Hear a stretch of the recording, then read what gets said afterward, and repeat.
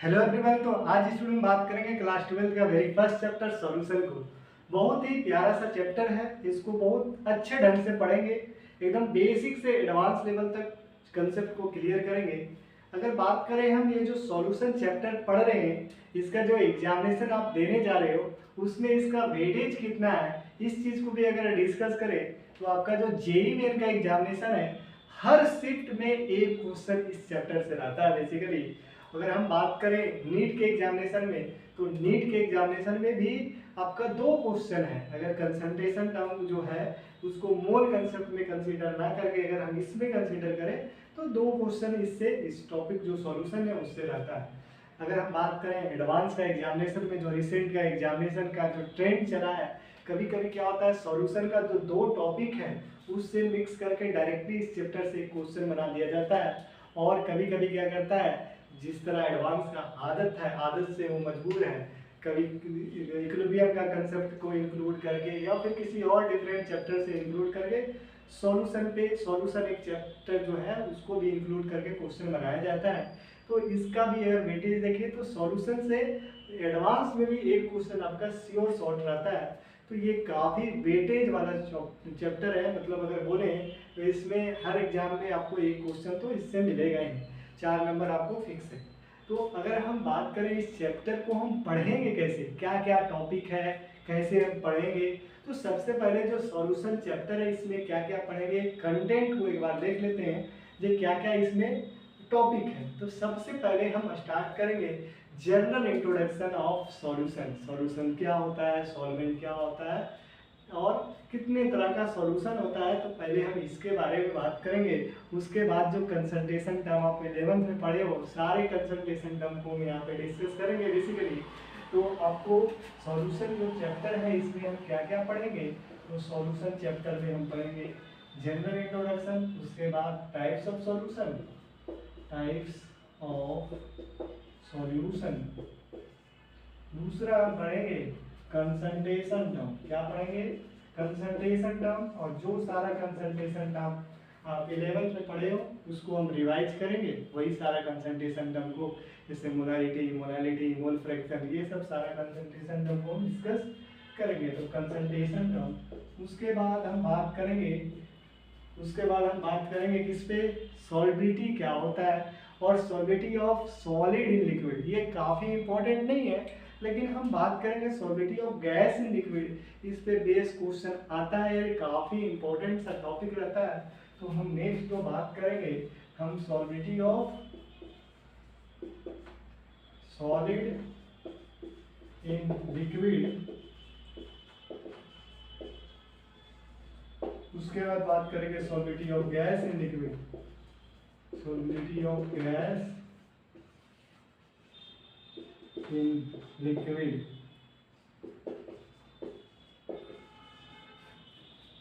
सॉल्बिलिटी of gas in liquid में एक बहुत इंपॉर्टेंट सा लॉ है, हेनरी लॉ। इस पे बेस क्वेश्चन आपके बोर्ड एग्जामिनेशन में ये रहता है और काफ़ी प्यारा सा लॉ है हेनरी लॉ। छोटा सा बात है, इसको भी जरा देख लेंगे हेनरी लॉ क्या होता है, इस पे हम डिस्कस करेंगे, इस पे बेस कुछ क्वेश्चन को भी प्रैक्टिस करेंगे। उसके बाद हम बात करेंगे किसके बारे में, वेपर प्रेशर के बारे में। वेपर प्रेशर क्या होता है, तो वेपर प्रेशर के बारे में बात करेंगे और वेपर प्रेशर किस किस फैक्टर पे डिपेंड करता है इसके बारे में बात करेंगे। यहाँ पे एक टेम्परेचर काफ़ी इंपॉर्टेंट फैक्टर होता है और इस पे बेस एक इक्वेशन है क्लॉसियस-क्लैपेरॉन इक्वेशन, और इससे जेईई एडवांस क्वेश्चन बना सकता है। तो इस टॉपिक को देखेंगे और इस पे बेस किस तरह का क्वेश्चन बन सकता है इस पे भी फोकस करेंगे। तो हम बात करते हैं क्लॉसियस-क्लैपेरॉन इक्वेशन पढ़ेंगे, उसके बाद पढ़ेंगे लिक्विड लिक्विड सॉल्यूशन, इसमें पढ़ेंगे हम Raoult's law. Liquid liquid solution पढ़ेंगे, liquid liquid solution, vapour pressure of liquid liquid solution. यहाँ पे हम पढ़ेंगे एक रॉड्स लॉ करके है, ये काफ़ी इंपॉर्टेंट है रॉड्स लॉ। अगर हम बात करें रॉड्स लॉ पढ़ने के बाद हम बात करेंगे आइडियल सॉल्यूशन क्या होता है, नॉन आइडियल सॉल्यूशन क्या होता है। नॉन आइडियल में पॉजिटिव डेविएशन, नेगेटिव डेविएशन, यहाँ पे एक काफ़ी टिपिकल सा टॉपिक रहता है एजियोट्रॉप, जो काफ़ी समझ में नहीं आता है और इस पे बेस जो इसमें ग्राफ्स होता है काफ़ी इंपॉर्टेंट होता है ग्राफ, और ग्राफ को बहुत बेसिकली आपको समझना होता है और ये इस पे बेस्ड क्वेश्चन एडवांस में बनाया जा सकता है और ये काफ़ी इंपॉर्टेंट है। मैक्सिमम बॉइलिंग एजियोट्रॉप का ग्राफ किस तरह बनेगा, बबल पॉइंट क्या होता है, ड्यू पॉइंट क्या होता है, फ्रैक्शनल डिस्टिलेशन किसको कर सकते हैं किसको नहीं कर सकते हैं, ये सब सारी बातें को हम डिस्कस करेंगे। तो एजियोट्रॉप पढ़ेंगे, क्या पढ़ेंगे, एजियोट्रॉप या एजियोट्रॉपिक मिक्सचर। उसके बाद जो चैप्टर का जो नेक्स्ट पार्ट है कॉलिगेटिव प्रॉपर्टी। कॉलिगेटिव प्रॉपर्टी क्या होता है, तो ऐसा प्रॉपर्टी जो नेचर ऑफ सॉल्यूट पे डिपेंड ना करके अमाउंट किस पे डिपेंड करता है, नंबर ऑफ सॉल्यूट पे डिपेंड करता है। तो कॉलिगेटिव प्रॉपर्टी चार तरह का होता है, relative lowering of vapour pressure, दूसरा होता है एलिवेशन ऑफ बॉइलिंग पॉइंट, तीसरा होता है डिप्रेशन इन फ्रीजिंग पॉइंट। ये तीन कॉलिगेटिव प्रॉपर्टी का बात किए। उसका फोर्थ वन होता है ऑस्मोटिक प्रेशर। इस पे बेस्ड ढेर सारा क्वेश्चन को प्रैक्टिस करेंगे और इस तरह से आगे भी प्रोसीड करेंगे। लास्ट जो इस टॉपिक का कंटेंट है वो है एबनॉर्मल कॉलिगेटिव प्रॉपर्टी। इलेक्ट्रोलाइट के केस में हम कॉलिगेटिव प्रॉपर्टी कैसे डिपेंड करता है, तो यहाँ पे एक इम्पॉर्टेंट है वांट ऑफ फैक्टर आई, और जितना भी कॉलिगेटिव प्रॉपर्टी पढ़ेंगे उसको क्या किया जाएगा, मॉडिफिकेशन किया जाएगा, मॉडिफाई किया जाएगा। तो हम उसके बाद पढ़ेंगे abnormal colligative property, abnormal colligative property. यहीं पे बात करेंगे हम वांट ऑफ फैक्टर आई के बारे में। और इस तरह जो चैप्टर है, इस तरह जो चैप्टर है आपका ये सॉल्यूशन चैप्टर का मेन कंटेंट है। और अगर कुछ रह गया तो मिसलेनियस टॉपिक में उसको भी डिस्कस कर लेंगे। जैसे कुछ रहता है वाकर मेथड वगैरह जो करके है वो सब भी हम पढ़ लेंगे। अगर इम्पोर्टेंट लगा तो उसको भी हम डिस्कस करेंगे। सारा कंटेंट को हम इस चैप्टर में डिस्कस करेंगे जो कि बेसिकली इसमें जरूरी है। तो अब हम बात करते हैं मेन जो मेरा जो टर्म है सॉल्यूशन। सॉल्यूशन क्या होता है, और ये आपके लिए कोई नया टर्म नहीं है सॉल्यूशन। आप क्लास 9th में इसको आप पढ़ चुके हो। तो सॉल्यूशन क्या होता है जरा कोई कमेंट करके बताओ, कि सॉल्यूशन को कैसे डिफाइन करते हैं। तो सॉल्यूशन को अगर हम डिफाइन करें, अगर हम सॉल्यूशन को डिफाइन करें तो सॉल्यूशन को कैसे डिफाइन करेंगे, तो solution is a homogeneous mixture of two or more then to component, दो या दो से अधिक कंपोनेंट का होमोजेनियस मिक्सचर। यहाँ पे एक टर्म आता है, बहुत प्यारा सा टर्म है होमोजेनियस। और होमोजेनियस आप पहले भी जान चुके हो, नहीं जान रहे तो यहाँ पे जान लेंगे। पहले इसको डेफिनेशन लिखते हैं सॉल्यूशन का, तो सॉल्यूशन का डेफिनेशन लिखते हैं तो लिखेंगे homogeneous mixture, homogeneous mixture of two or more then two components. यहाँ तक आपको बात समझ में आ रहा होगा। अगर हम बात करेंगे सॉल्यूशन का एग्जांपल तो हम लिखेंगे नहीं, आपको पता ही होगा सॉल्ट और वाटर का सॉल्यूशन और शुगर और वाटर का सॉल्यूशन, बहुत तरह का सॉल्यूशन है आपके आसपास दिख रहा होगा। तो सॉल्यूशन और कैसा भी बोल सकते हैं इथेनॉल और वाटर का सॉल्यूशन, ये सब क्या है, सारा सॉल्यूशन है। यहाँ पे एक टर्म आता है होमोजीनियस। इसका मतलब क्या है, तो होमोजीनियस का मतलब ये है कि यूनिफॉर्म कंपोजिशन के बारे में बात करेंगे। यूनिफॉर्म कंपोजिशन, इसका कंपोजिशन क्या होगा, uniform composition, uniform composition and properties throughout the mixture. Mixture में हर जगह पे यूनिफॉर्म कंपोजिशन हो और प्रॉपर्टीज भी कैसा हो, यूनिफॉर्म हो, हर जगह पे उसका कंपोजिशन और प्रॉपर्टीज क्या हो, through out the mixture, through out. हल्का सा राइटिंग बहुत अच्छा है, आपको दिख ही रहा होगा कि राइटिंग बहुत मेरा प्यारा है, तो इसके लिए माफ कीजिएगा। तो थ्रू आउट द मिक्सचर, हल्का सा बातों को समझने की कोशिश करें। होमोजेनियस मिक्सचर का मतलब क्या होगा, uniform composition through out the mixture. अगर इसको हम अगर समझें तो जैसे ये कंटेनर है, यहाँ पे आपका शुगर और वाटर का ये सॉल्यूशन है। अगर इस जगह पे जो शुगर और वाटर का कंपोजिशन है और इस जगह जो शुगर और वाटर का कंपोजिशन है, दोनों जगह एक जैसा कंपोजिशन है, तो इसी को हम क्या बोलेंगे, यूनिफॉर्म कंपोजिशन। अगर हम बात करें टेस्ट का, यहाँ पे जो टेस्ट आ रहा है यहाँ पे भी वही टेस्ट आ रहा है, मतलब इसका प्रॉपर्टीज भी एक जैसा है। तो इस तरह सॉल्यूशन को हम क्या बोलते हैं, इसको बोलते हैं होमोजीनियस मिक्सचर बोलते हैं, या इसी को हम बोलते हैं सॉल्यूशन। तो ये बेसिकली आपको समझ में आ रहा होगा जो सॉल्यूशन क्या है। अब आगे बात करते हैं जो सॉल्यूशन का कंपोनेंट क्या होता है। सॉल्यूशन में हम कंपोनेंट के बारे में बात करते हैं तो आपको ये समझ में आ रहा होगा जो सॉल्यूशन में दो कंपोनेंट होते हैं, एक होता है सॉल्यूट और दूसरा होता है सॉल्वेंट। क्या होता है, एक सॉल्यूट होता है, दूसरा होता है सॉल्वेंट। सॉल्यूट और दूसरा सॉल्वेंट। तो इसको भी दो तरह से क्लासिफाई किया गया है, on the basis of amount, amount के बेसिस भी सॉल्यूट और सॉल्वेंट को कैटेगराइज करते हैं, और दूसरा हम करते हैं on the basis of phase, phase के बेसिस पे जो सॉल्यूशन किस तरह किस फेज में एग्जिस्ट कर रहा है, इसके बेसिस पे हम क्या डिफाइन क्लासिफाई करते हैं सॉल्यूशन को, ये जो सॉल्वेंट हो रहे हैं सॉल्यूट हो रहे हैं।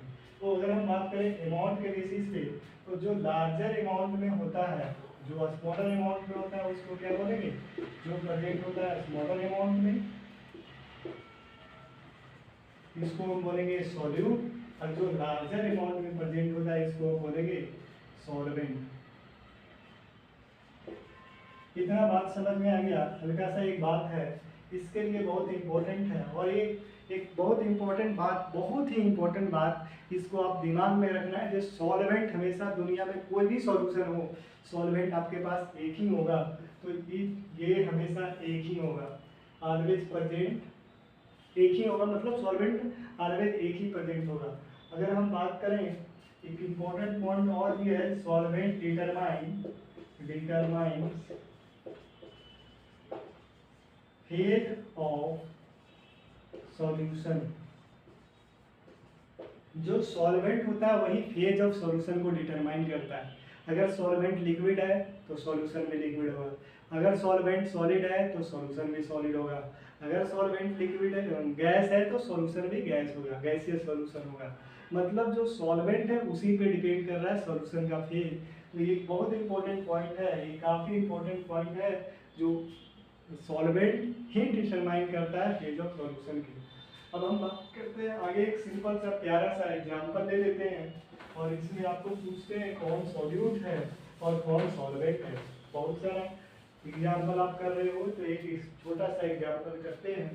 यहाँ पे NaCl आपके पास कितना दिया हुआ है, 58.5 ग्राम, ये NaCl प्रेजेंट है, और वाटर जो है ये 36 ग्राम है।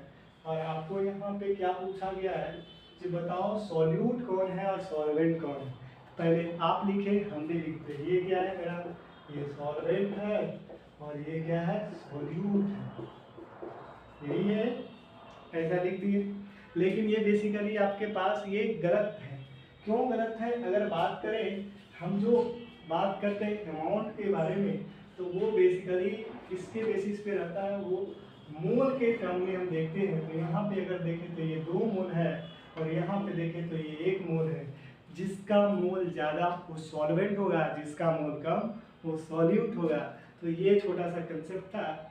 अब हम किसको बोलेंगे सॉल्वेंट, तो सॉल्वेंट ये हो गया, और ये क्या हो गया मेरा सॉल्यूट, ये मेरा क्या हो गया सॉल्यूट, और सॉल्वेंट ये हो गया। तो ये छोटा सा कंसेप्ट है। अगर लिक्विड मतलब दोनों सॉल्यूट और सॉल्वेंट क्या हो, सेम फेज में हो, तो जो ज़्यादा अमाउंट में होता है वो सॉल्वेंट होता है, और जो कम अमाउंट में होता है वो सॉल्यूट होता है। जैसे यहाँ पे आपके पास इथेनॉल 75 ml है, ये इथेनॉल है, C2H5OH, और यहाँ पे 35 ml क्या है, ये वाटर है। तो इसमें सॉल्यूट कौन होगा, तो ये हो जाएगा सॉल्यूट, और सॉल्वेंट कौन हो जाएगा, तो इथेनॉल क्या हो जाएगा मेरा सॉल्वेंट। तो ये आप बात समझ गए सॉल्यूट और सॉल्वेंट के बारे में। आगे हम प्रोसीड करते हैं टाइप्स ऑफ सॉल्यूशन। तो जो हम सॉल्यूशन को कैटेगराइज करते हैं, तो कितने तरह से कैटेगराइज करते हैं, तो ये इसको हम क्लासीफाई करते हैं on the basis of component, component के बेसिस पे क्लासीफाई करते हैं सॉल्यूशन को। तो ये 3 तरह का सॉल्यूशन होता है। पहला होता है बाइनरी सॉल्यूशन, दूसरा होता है टर्नरी सॉल्यूशन, और तीसरा होता है क्वाटरनरी सॉल्यूशन। क्या क्या होता है, बाइनरी सॉल्यूशन, क्वाटरनरी सॉल्यूशन और टर्नरी सॉल्यूशन। आगे पीछे बोल रहे हैं तो इसको हम एक एक करके लिखेंगे। तो on the basis of component 3 तरह का सॉल्यूशन है आपके पास, बाइनरी, टर्नरी और क्वाटरनरी। कोई इंपॉर्टेंट नहीं है, लेकिन थोड़ा सा जानने की आवश्यकता है। अगर हम जिस चैप्टर में बात करेंगे तो बेसिकली हम बात करेंगे किस पे, हम बात करेंगे सिर्फ और सिर्फ बाइनरी सॉल्यूशन के बारे में। जो चीज़ पढ़ेंगे सब बाइनरी सॉल्यूशन के बारे में बात करेंगे। तो हम बात करते हैं on the basis of component.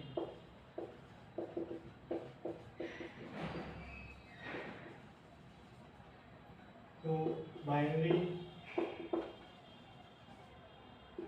Ternary,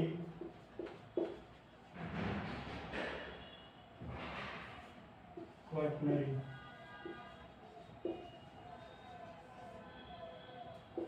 binary में कितना सॉल्यूट होता है, कितना सॉल्वेंट होता है? तो सॉल्वेंट हमेशा क्या होगा, एक।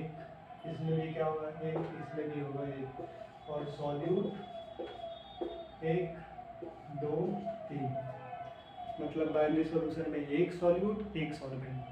क्वाटरनरी में एक सॉल्यूट, 2 सॉल्यूट और एक सॉल्वेंट। और क्वाटरनरी में क्या होगा, 3 सॉल्यूट और एक सॉल्वेंट। बेसिकली अगर टर्नरी में 2 सॉल्यूट एक सॉल्वेंट, क्वाटरनरी में 3 सॉल्यूट एक सॉल्वेंट। अगर कभी गलत बोलती है तो ये चीज़ होगा। ये आपके पास क्लासिफिकेशन है on the basis of component of solution. Component of solution के कंपोनेंट कितना कंपोनेंट है, इसके बेसिस पे 3 तरह से क्लासिफिकेशन है। नेक्स्ट जो क्लासिफिकेशन है on the basis of phase of solution. Solution किस फेज पे डिपेंड एग्जिस्ट कर रहा है, इसके बेसिस पे भी 3 तरह का सॉल्यूशन है। तो हम बात करेंगे on the basis of phase of solution. तो इसके बेसिस पे 3 तरह से, पहला गैसियस सॉल्यूशन, दूसरा लिक्विड सॉल्यूशन। अच्छा, आपको दिख भी नहीं रहा होगा, राइटिंग तो समझ में नहीं आ रहा होगा, तो अगर ऐसा करते हैं, साफ साफ लिखने का कोशिश करते हैं। गैसियस सॉल्यूशन, दूसरा लिक्विड सॉल्यूशन। लिक्विड सॉल्यूशन तो समझ में आ ही रहा होगा। और तीसरा कौन सा सॉल्यूशन, सॉलिड सॉल्यूशन। अच्छा, सॉलिड सॉल्यूशन भी होता है? हाँ, सॉलिड सॉल्यूशन भी होता है। एक एक करके सबके बारे में पढ़ेंगे।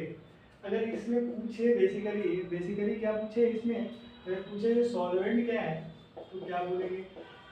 अगर गैसियस है तो गैस होगा, अगर ये लिक्विड है तो क्या होगा, लिक्विड। और अगर ये सॉलिड है तो क्या होगा, सॉलिड।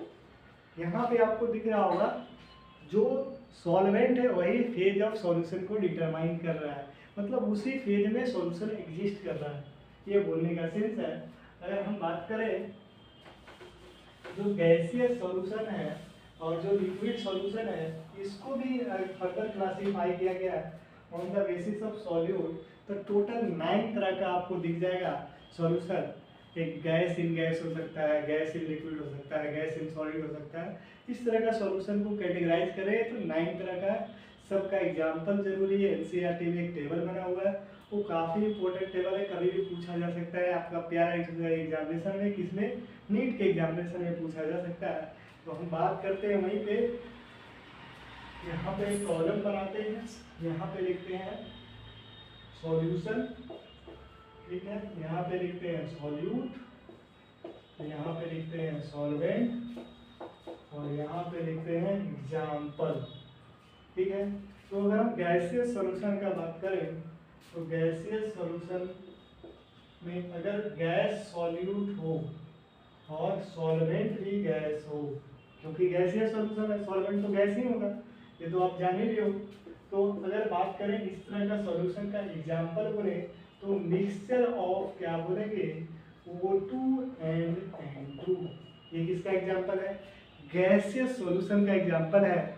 अगर हम बात करें गैसियस सॉल्यूशन का next example liquid in gas, तो लिक्विड एंड गैस का एग्जाम्पल है क्लोरोफॉर्म, इसका हम फॉर्मूला बेसिकली लिख रहे हैं। इन क्या लिखेंगे, इन N2। N2 क्या है, गैस है, N2 गैस लिख लेते हैं प्रॉपर्ली। उसके बाद अगर आपको दिख रहा होगा तो नेक्स्ट हम जो लिखेंगे किसके बारे में लिखेंगे, सॉलिड इन गैस। तो सॉलिड इन गैस का जो एग्जाम्पल आपके पास दिख रहा होगा, तो यहाँ पे आप कैम्फर लिख लो, कैम्फर इन N2 गैस। ये सब किसका एग्जाम्पल है, तो ये गैसियस सॉल्यूशन का एग्जाम्पल है, क्योंकि यहाँ पे सॉल्वेंट आपको क्या दिख रहा है, गैस दिख रहा है, और ये सॉल्यूट चेंज कर सकता है बेसिकली, तो सॉल्यूट को चेंज कर रहे हैं, गैस है, सॉलिड है, लिक्विड है।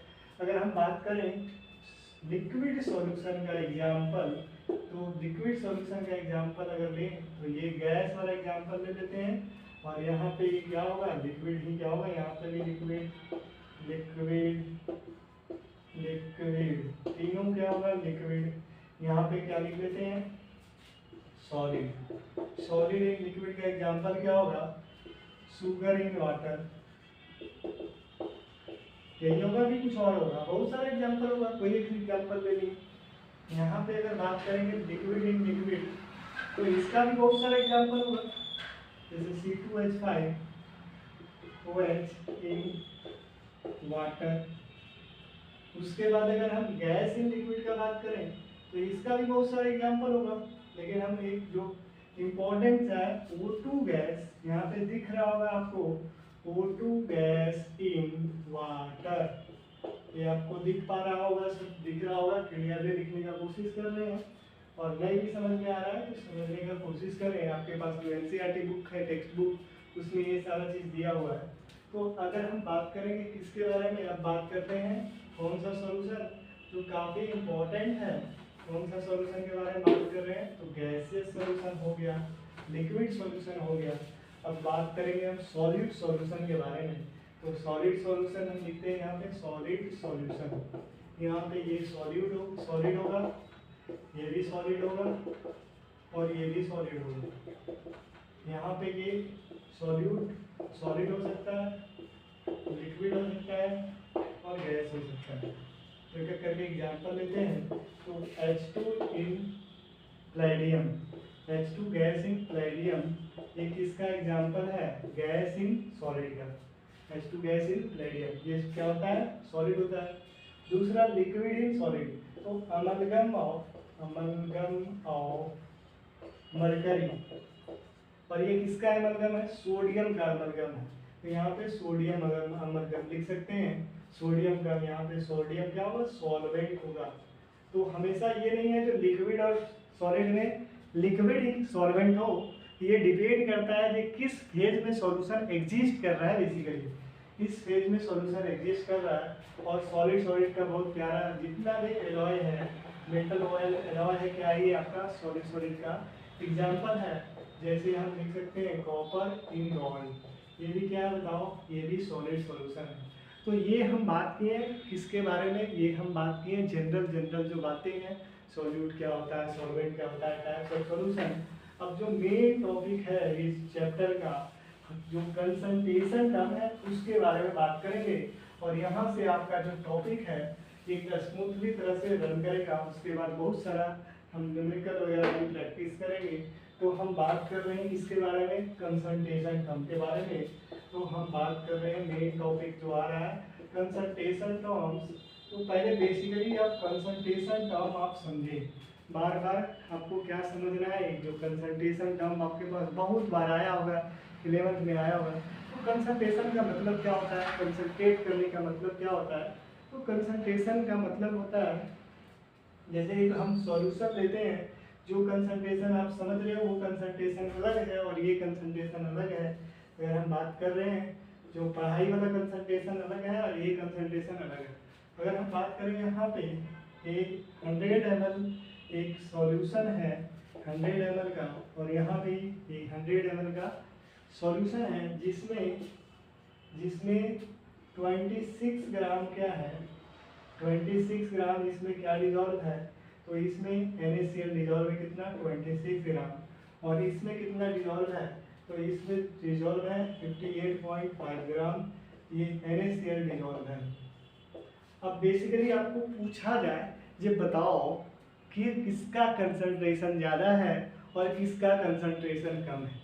तो किसका कंसंट्रेशन ज़्यादा है, किसका कंसंट्रेशन कम है, ये किस बात पे डिपेंड कर रहा है। यहाँ पे दोनों का वॉल्यूम फिक्स है, हम इसको बोल सकते हैं कि इसका कंसंट्रेशन कम है, इसका कंसंट्रेशन ज़्यादा है, मतलब इसका सॉल्यूट का अमाउंट इसमें ज़्यादा है, यहाँ पे सॉल्यूट का अमाउंट कम है। तो इसको हम बोल रहे हैं कंसंट्रेटेड सॉल्यूशन, इसको क्या बोल रहे हैं कंसंट्रेटेड, और इसको बोल रहे हैं डाइल्यूट। तो तो डाइल्यूट और जो कंसंट्रेटेड बोल रहे हैं ये किस बेसिस पे बोल रहे हैं, तो ये अमाउंट ऑफ सॉल्यूट के बेसिस पे बोल रहे हैं, ये कितना अमाउंट सॉल्यूट का इसमें है और कितना अमाउंट सॉल्यूट का इसमें है। तो इस तरह से हम कंसंट्रेशन टर्म को बताते हैं।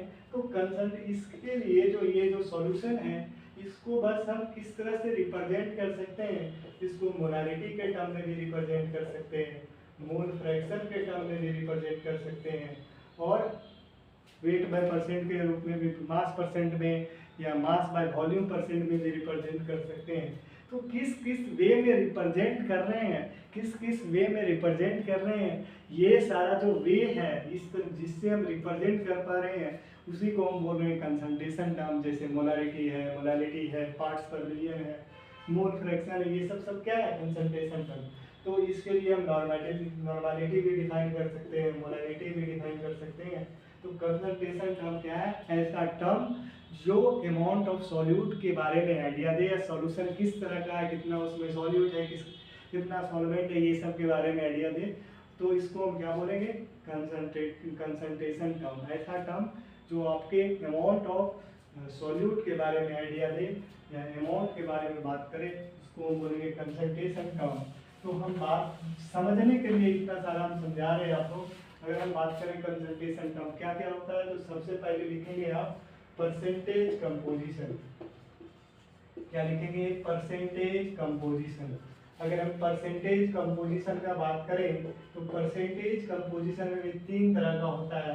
पहला मास परसेंट लिखें आप, मास परसेंट, यहाँ तक आपको समझ में आ रहा होगा, मास परसेंट, या इसको आप वेट बाय वेट परसेंट लिख सकते हो, वेट बाय वेट परसेंट। उसके बाद हम बात करेंगे मास by volume percent, mass by volume percent, तो W बाय V परसेंट लिखेंगे। उसके बाद बात करेंगे वॉल्यूम परसेंट, इसके बारे में बात करेंगे वॉल्यूम परसेंट। इसको हम कैसे लिखते हैं, तो इसको लिखेंगे V बाई V, ये क्या हो गया, वॉल्यूम परसेंट। इतना बात आपको समझ में आ रहा होगा। तो परसेंटेज कंपोजिशन को भी हम डिफरेंट डिफरेंट वे से रिप्रेजेंट करते हैं। तो पहला मास के टर्म में रिप्रेजेंट करते हैं, दूसरा वॉल्यूम, मास बाय वॉल्यूम के टर्म में करते हैं, तीसरा वॉल्यूम के टर्म में करते हैं। तो ये क्या है, ये वे ऑफ रिप्रेजेंटेशन है परसेंटेज का। उसके बाद हम बात करेंगे नेक्स्ट जो कंसंट्रेशन टर्म है, दूसरा जो कंसंट्रेशन टर्म है वो क्या है, मोलारिटी। मोलारिटी से पहले आपको स्ट्रेंथ के बारे में जानना होगा, और स्ट्रेंथ और मोलारिटी में क्या रिलेशन है, इसको S से रिप्रेजेंट करते हैं। थर्ड है मोलारिटी, थर्ड क्या है, मोलारिटी, इसको कैपिटल M से या बड़ा वाला M से रिप्रेजेंट करते हैं। उसके बाद अगर हम बात करें तो उसके बाद हम बात करेंगे तो मोलालिटी के बारे में बात करेंगे। मोलालिटी, इसको स्मॉल एम या छोटका एम से रिप्रेजेंट करते हैं। किससे रिप्रेजेंट करते हैं, इसको बड़ा एम से, और इसको छोटका एम से रिप्रेजेंट करते हैं, छोटा वाला एम। उसके बाद हम बात करेंगे फिफ्थ जो है, यहाँ पे आप नॉर्मलिटी लिख लें, नॉर्मलिटी, इसको हम कैपिटल एन से रिप्रेजेंट करते हैं। लेकिन इसको पढ़ेंगे किसके साथ पढ़ेंगे, हम इसको बेसिकली पढ़ेंगे इसके साथ, नॉर्मलिटी जो है वो मोलारिटी के साथ पढ़ेंगे। तो आपको दोनों के बारे में कुछ कुछ बातें सिमिलरिटीज दिखेगी। तो इसलिए हम जो नेक्स्ट है फिफ्थ वाला क्या पढ़ेंगे, नॉर्मलिटी। उसके बाद हम पढ़ेंगे मोल फ्रैक्शन के बारे में। इसके बारे में बात करेंगे, मोल फ्रैक्शन के बारे में बात करेंगे। मोल फ्रैक्शन क्या होता है, सातवां जो है, सातवां आप पढ़ेंगे पार्ट्स पर मिलियन के बारे में, और देखेंगे परसेंटेज और पार्ट्स पर मिलियन में क्या डिफरेंसेस है, क्या वो सेम है, और उसके उसमें किस तरह का रिलेशन है। और यहाँ पे ये भी देखेंगे कि दो कंसंट्रेशन के बीच में अगर कोई रिलेशनशिप है, कोई फार्मूला जनरेट हो रहा है, तो उसको भी हम डिराइव करेंगे। तो ये मेरा कंसंट्रेशन टर्म है, ये सब कंसंट्रेशन टर्म को डिटेल में डिस्कस करेंगे। तो अगर हम एक एक करके बात करें तो एक एक करके हम बात करते हैं, जैसे कंसंट्रेशन टर्म आपके पास दिख रहा होगा। तो पहला कंसंट्रेशन टर्म है परसेंटेज कंपोजिशन। तो परसेंटेज कंपोजिशन को हम डिस्कस करते हैं, इसको हम डिस्कस करेंगे परसेंटेज कंपोजिशन। तो बेसिकली परसेंटेज कंपोजिशन क्या होता है, ये चीज़ जानने की आवश्यकता है आपको। तो परसेंटेज कंपोजिशन काफ़ी इम्पोर्टेंट है।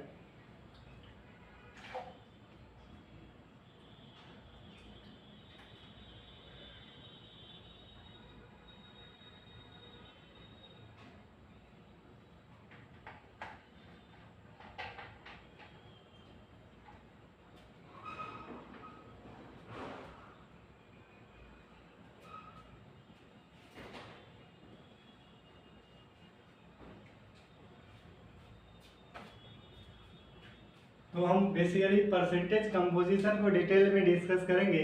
तो हम बात कर रहे थे परसेंटेज कंपोजिशन। तो पहला जो है मास परसेंट, मास परसेंट। तो ये जो मास परसेंट है इसको लिखते कैसे हैं, इसको डिफाइन कैसे करते हैं, इसको इंटरप्रेट कैसे करते हैं, ये जरूरी है। तो इसको भी अगर देखते हैं मास परसेंट, इसको वेट बाय वेट लिखते हैं। परसेंट क्या लिखेंगे, वेट बाय वेट परसेंट। तो मास परसेंट को ऐसे हम डिफाइन करते हैं। तो अमाउंट ऑफ, या अमाउंट क्या लिख सकते हैं, weight of solute, weight of solute present in 100 gram of solution. क्या है, weight of solute present in 100 gram of solution. इसको हम क्या बोलते हैं, वेट परसेंट। तो इसका अगर फॉर्मूला लिखे वेट परसेंट का, तो वेट परसेंट या वेट बाय वेट परसेंट का, तो ये क्या होगा, वेट ऑफ सॉल्यूट क्या लिखेंगे, वेट ऑफ सॉल्यूट बाय लिखेंगे weight of solution, total solution का वेट इनटू क्या करेंगे 100। और ये इसका फॉर्मूला हुआ। अगर हम बात करें, जैसे आपके पास लिखा हुआ है, क्या लिखा हुआ है, जो 10% weight by weight, 10% weight by weight कौन सा सॉल्यूशन, तो ग्लूकोज सॉल्यूशन, ग्लूकोज सॉल्यूशन। तो इसका मतलब क्या, हम यहाँ पे सॉल्वेंट वाटर कंसीडर कर लेते हैं या एक्वस सॉल्यूशन लिखा हुआ है। तो इसका मतलब क्या हुआ, 10 gram of glucose present in, कितना में प्रेजेंट है, present in 100 gram of solution. Solution का जो 100 ग्राम जो सॉल्यूशन है उसमें 10 ग्राम प्रेजेंट है। और ये आपका वेट परसेंट का ये फॉर्मूला होता है। ये काफ़ी इंपॉर्टेंट है, इसको बॉक्स में कर लें, काफ़ी इंपॉर्टेंट है। इसी तरह हम आगे का भी डिस्कस करेंगे। तो मास परसेंट क्या होता है ये बेसिकली आप समझ रहे हैं। तो अमाउंट ऑफ सोल्यूट, कितना amount of solute 100 gram of solution में है, इसी को हम मास परसेंट बोलते हैं। तो आपको रिपीट करना है उधर से। तो amount of solute present in 100 gram of solution, इसी को हम मास परसेंट बोलते हैं। एक बार आप लोग भी रिपीट करें, 100 ग्राम सॉल्यूशन में कितना सॉल्यूट है, इसको हम मास परसेंट बोलते हैं। तो ये सिंपल मीनिंग होता है। तो इस तरह से आपको इंटरप्रेट करना आना चाहिए। जैसे यहाँ पे 5% लिखा हुआ है KI सॉल्यूशन, इसका मतलब क्या, जी KI का वेट कितना है 5 ग्राम और टोटल सॉल्यूशन का वेट कितना है 100 ग्राम। ये समझ रही है। अगर आपको कभी सॉल्वेंट का वेट निकालना है तो 100 - 5 कर देंगे तो ये सॉल्वेंट का वेट आएगा। तो अगर बेसिकली आपको निकालना रहेगा तो आप निकाल सकते हो। तो इस तरह एक कंसंट्रेशन टर्म को आपको समझना जरूरी है, क्योंकि नहीं समझ करके आप जब भी आप क्वेश्चन करोगे एडवांस वगैरह में तो उसमें आपको समझना बेसिकली जरूरी रहता है। उसके बाद हम बात करते हैं मास परसेंट के बाद हम बात करेंगे मास बाय वॉल्यूम परसेंट। क्या बात करेंगे, मास बाय वॉल्यूम परसेंट। तो लिखते हैं क्या, दूसरा B, mass by volume percent, या यहाँ पे लिख लेते हैं मास बाय वॉल्यूम परसेंट।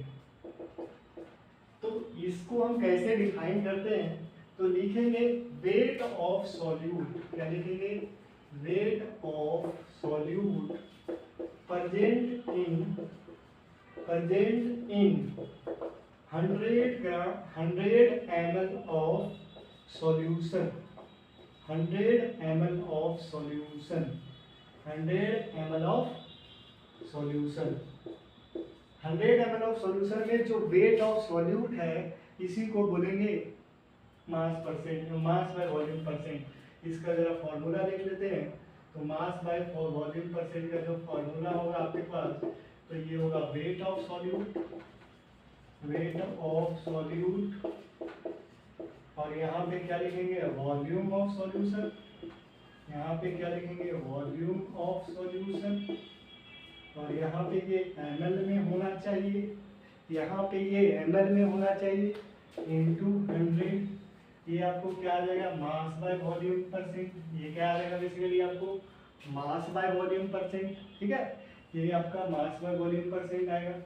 अगर कहीं पे सॉल्यूशन में, अच्छा एक बात और, एक इम्पोर्टेंट बात है, आप ध्यान में रखेंगे, जब भी आपको वॉल्यूम किसी भी कंसंट्रेशन टर्म में आ जाए, जब भी आपको कभी भी वॉल्यूम कंसंट्रेशन टर्म, कोई भी कंसंट्रेशन टर्म में आ जाए, वो टेम्परेचर डिपेंडेंट कंसंट्रेशन टर्म क्या होगा, वो क्या होगा, temperature dependent concentration term, temperature dependent concentration term होगा। क्या होगा, टेम्परेचर डिपेंडेंट। तो ये क्या होगा, टेम्परेचर डिपेंडेंट कंसंट्रेशन टर्म है। तो जिस में भी आएगा, जैसे मोलारिटी में आएगा, और जिसमें नहीं होगा वो टेम्परेचर इंडिपेंडेंट कंसंट्रेशन टर्म है, जैसे मोलारिटी हो या मोल फ्रैक्शन हो गया, करके डिस्कस करेंगे। तो ये बात आपको समझना होगा। तो ये कहीं से आप इम्पोर्टेंट पॉइंट करके लिख लें, जो वॉल्यूम है तो टेम्परेचर डिपेंडेंट होगा। क्या होगा, टेम्परेचर डिपेंडेंट। ये आप करके लिख ले, कॉपी के जो ऊपर में जो हल्का सा जगह रहता है वहाँ पे आप इसको नोट डाउन करके रखें। जब भी आप कॉपी पलटेंगे तो आपको देखते ही समझ में आ जाएगा ये टेम्परेचर डिपेंडेंट है कि नहीं है। हर में लिखने की आवश्यकता नहीं है ये टेम्परेचर डिपेंडेंट है या नहीं डिपेंडेंट है। तो ये हो गया आपका क्या, कंसंट्रेशन टर्म जो हम डिस्कस कर रहे थे बेसिकली। अब आगे हम प्रोसीड करेंगे। ये तो फॉर्मूला हो गया, जरा हम यहाँ पे लिखते हैं 10% ग्लूकोज सॉल्यूशन, और ये क्या है, एक्वस सॉल्यूशन है। अगर इसके बारे में बात करें, ये इसका जो फिजिकल मीनिंग क्या है, इसका मीनिंग क्या है, समझेंगे क्या, अगर कहीं पे लिखा हुआ है इससे हम क्या इंटरप्रेट करेंगे, क्या निकालेंगे, क्या इंफॉर्मेशन ये दे रहा है। तो बोलेंगे 10 ग्राम ऑफ ग्लूकोज, कितना ग्राम ग्लूकोज है, 10 ग्राम, और कितना ml में है, तो 100 ml ऑफ सॉल्यूशन में। तो कभी भी आपके पास ऐसा लिखा मिल जाए जो 10% मास बाय वॉल्यूम है, मतलब इस सॉल्यूशन जो है 100 ml में कितना अमाउंट ऑफ सॉल्यूट है, तो 10 ग्राम सॉल्यूट है। सॉल्यूट भी हो सकता है या ग्लूकोज है जो लिखा हुआ है। तो ये होता है मास बाय वॉल्यूम। आगे हम बात करेंगे किसके बारे में, वॉल्यूम बाय वॉल्यूम परसेंट। किसके बारे में बात करेंगे, वॉल्यूम बाय वॉल्यूम परसेंट। तो वॉल्यूम बाय वॉल्यूम परसेंट क्या होता है, तो नाम से ही समझ में आ रहा होगा आपको, नाम से ही बातों में बात समझ में आ जाता है। तो हम जो थर्ड वाला जो कंसंट्रेशन है उसको बोल रहे हैं वॉल्यूम बाय वॉल्यूम परसेंट, बोल सकते हैं वॉल्यूम परसेंट, ठीक है, या वॉल्यूम बाय वॉल्यूम परसेंट। इसका मतलब क्या है, इसमें लिखेंगे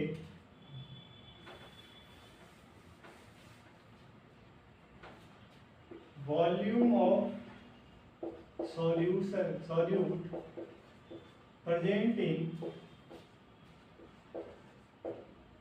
volume of solute presenting 100 ml of solution, solution छोटा सा लिख रहे हैं, सॉल्यूशन क्या लिख रहे हैं कि कितना वॉल्यूम 100 ml ऑफ सॉल्यूशन में है, ये आपको वॉल्यूम परसेंट बताता है।